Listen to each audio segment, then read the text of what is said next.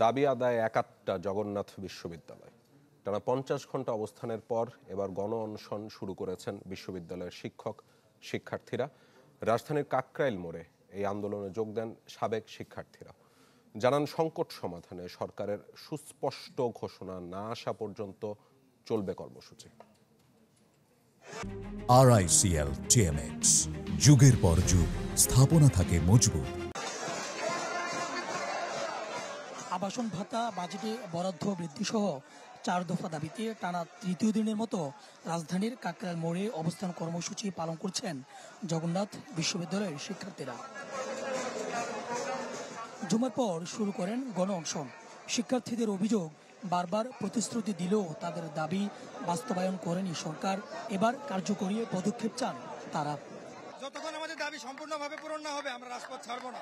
বেলা 3টা থেকে আমাদের অনশন কর্মসূচি চলতেছে। যতক্ষণ আমাদের দাবি না আদায় হবে ততক্ষণ পর্যন্ত আমরা এই অনশন কর্মসূচি চালিয়ে যাব এবং আমাদের প্রোগ্রাম আমরা চালিয়ে যাব।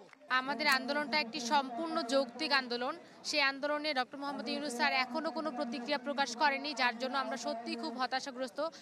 বর্তমান শিক্ষার্থীদের সাথে একমত পোষণ করে এদিন সমাবেশে যোগ দেন সাবেক শিক্ষার্থীরাও। তারাও দেন রাজপথ না ছাড়ার হুঁশিয়ারি।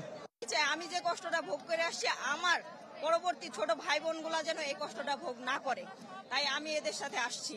এই 4টা দাবির প্রতি আমরা একমত এবং এর মধ্যে কোনো বাট ইফ কিন্তু কোনো কিছুই নেই। যে আমার ছোট ভাই বোনদের দেয়ালে আসলে পিঠ থেকে গিয়েছে, এখান থেকে মানে দাবি না আদায় করে ফিরে যাওয়ার কোনো উপায় আর নয়। এই আন্দোলনে সংহতি জানিয়েছে বিভিন্ন ছাত্র সংগঠনও। পরিবর্তিত বাংলাদেশে এখনো জগন্নাথ বিশ্ববিদ্যালয় অধিকারহীন বলে মনে করছেন আন্দোলনকারী শিক্ষকরা।